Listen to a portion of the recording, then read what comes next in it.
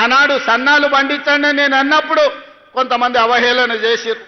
సన్నాలు పండించమంటుండు ఈ సన్నాసి అని ఒక నాయకుడు అన్నాడు. కానీ ఇవాళ మా పేదలు మా ఆడబిడ్డలు ఇక్కడ ఉన్నారు, అక్కడ పక్కన చాలా మంది మా అక్కలు మా సోదరిమణులు ఉన్నారు.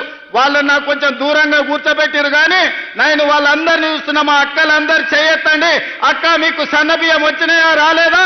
ఇవాళ సన్న బియ్యం ద్వారా మీ పిల్లలకు మంచి అన్నం వండి పెడుతుండ్రా లేదా? మీ ఇంటాయనకు 3 పూటల భోజనం పెడుతుండ్రా లేదా? ఒక్కసారి చెప్పండి. ఇవాళ మా అక్కల ఆడబిడ్డల కళ్ళల్లో సంతోషం చూడండి.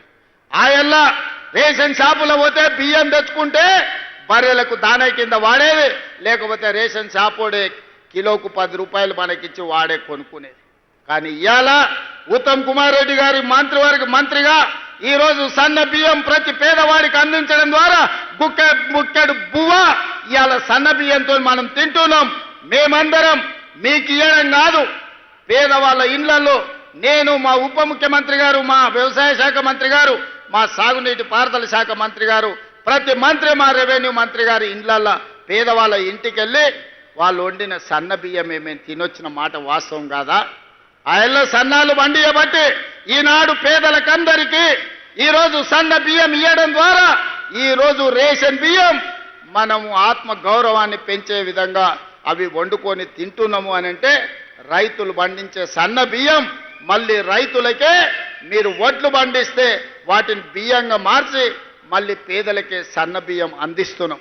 ఈ ప్రభుత్వం మీకు రైతులకు ఉచిత కరెంట్ ఇవ్వడమే కాదు, ప్రతి పేదవాడి ఇంటికి 50 లక్షల పేదలకు 200 యూనిట్లు ఈనాడు ఉచిత విద్యుత్ ఇస్తున్న మాట నిజం కాదా?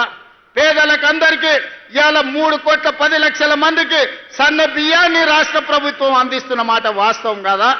ఇవాళ మా ఆడబిడ్డలు మా అక్కలిడికి వచ్చారు. మా మంత్రి పొన్నం ప్రభాకర్ గారు వేదిక మీద ఉన్నారు. మహాలక్ష్మి పథకం ద్వారా మా ఆడబిడ్డలకు ఆర్టీసీ బస్సుల్లో ఉచిత ప్రయాణం అందించినాం.